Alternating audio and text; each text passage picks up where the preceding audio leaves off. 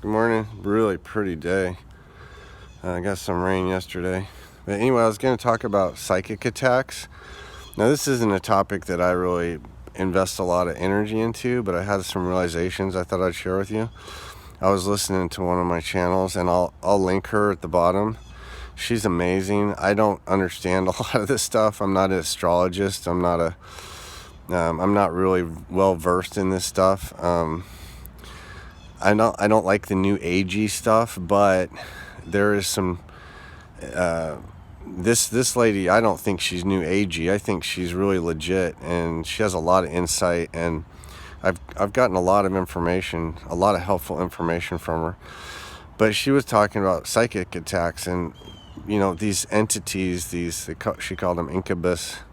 They attach to they try to hook themselves into you. And I had this realization that if you're having these attacks, it's because you're attaching it's almost like you're like imagine yourself in like a cocoon. Like there's a cocoon around you, and it's almost like the skin on your body. It's like a shell. It's like it's like a protective shell.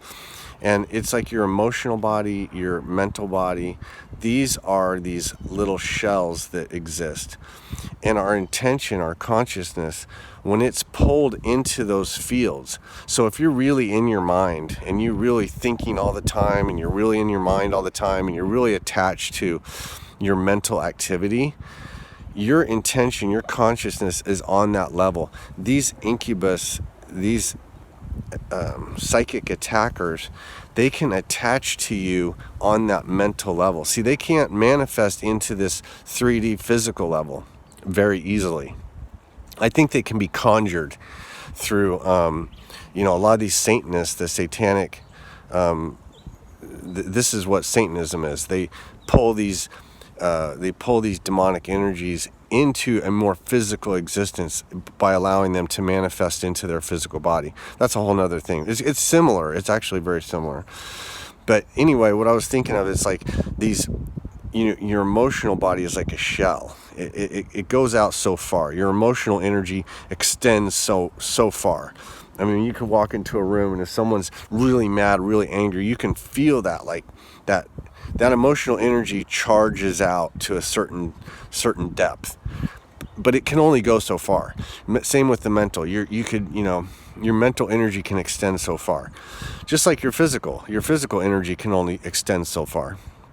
But if you're really, like, say you have you're really attached to your emotional energy, and you're feeling sad, and then you're feeling happy, and then you're feeling, regret, and then you're feeling all these different emotions, and all these things in the environment are triggering these emotions all the time.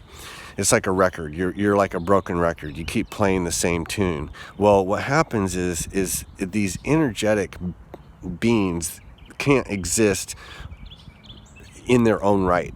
So they attach themselves to a person who has consciousness, who has connection to source. They attach themselves to that any way they can, kind of like barnacles on a ship.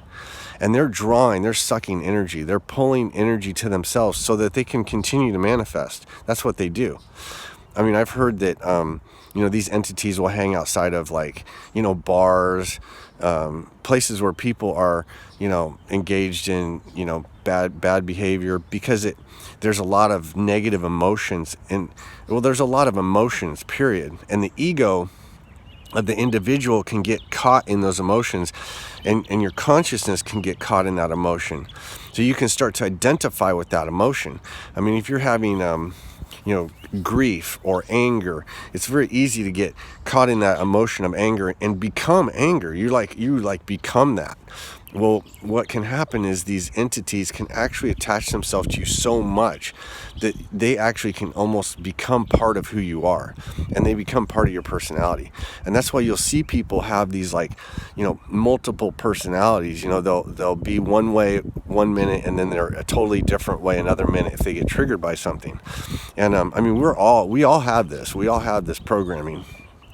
And but the antidote to this is my whole point of the video. The antidote of this is that when you connect to the source, when you connect to the higher, even if even if, say, you're having a bad emotional day, and say you had a breakup with someone, and you're feeling grief and you're feeling sad, and instead of turning that grief on yourself and saying, oh, I'm a bad person, I always have this happen to me, just observe the energy itself, and observe that this is just a passing cloud going over.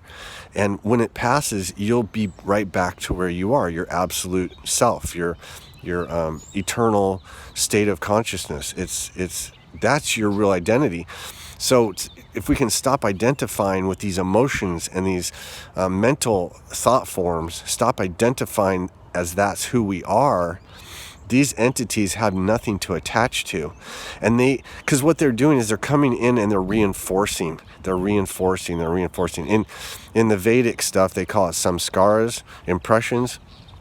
These entities are coming in and helping form impressions in our mind. So basically the bottom line of this is, let's not help them. And also with the heartfulness practice, the cleaning process that you do every day, it helps remove these entities. I remember in James Gillian's book, I have one of his books, and he shows an actual visual, he got like a photograph of this energy that it's these samskaras is what I think they are, and it looked like a tangled mass, like a bunch of netting that got tangled together, and it was a dark, black, ugly mass of stuff. And I actually saw this once in one of my meditations when I was doing my cleaning meditation. I saw this same thing, and so I know it's a real thing. And what it is, it's almost like a physical body that exists. It's like it doesn't have any energy of its own, but it's pulling energy off of its source, off of the host. So anyway, I just thought I'd throw that out there. Hope you have a good day.